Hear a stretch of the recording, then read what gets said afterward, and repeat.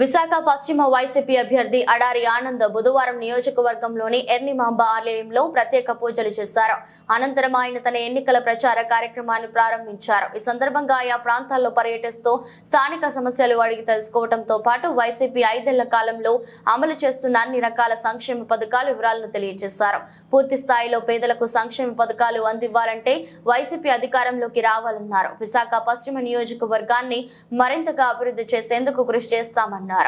పేరుకే కానీ ఆల్రెడీ 17 నెలల నుంచి కూడా మేము ప్రజలతోనే ఉండి ప్రజల కష్టాలు తెలుసుకొని ప్రజల తాలూకా ఇబ్బందులు తెలుసుకొని ప్రజలతోనే మేము కదులుతున్నాం.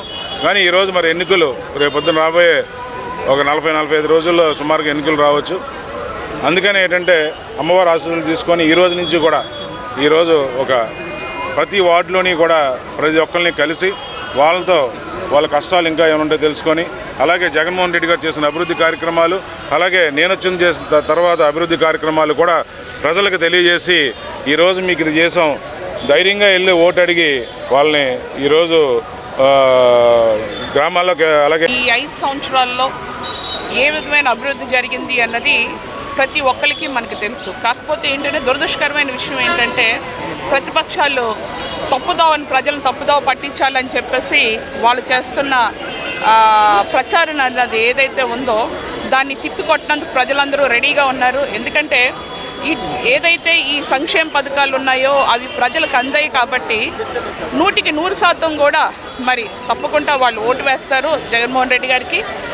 మేము ఆల్రెడీ మా అందరికీ తెలుసు గవర్నమెంట్ ఫామ్ అవుతుందని. కాకపోతే మేము అందరం కృషి చేసేది ఏంటంటే వై నాట్ 175 అన్న దాని మీదే మేము కష్టపడి ఇప్పుడు తిరగవలసి వస్తుంది.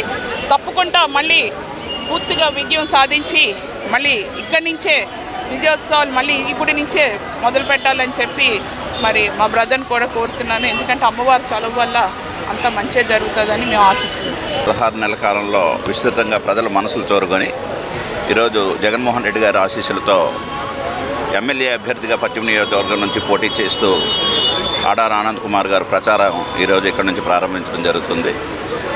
ఇప్పటికే ఈ 16 నెలల కాలంలో పశ్చిమ నియోజకవర్గంలో ప్రతి ఒక్క కుటుంబం కూడా అడారి ఆనంద్ కుమార్ గారు ఈ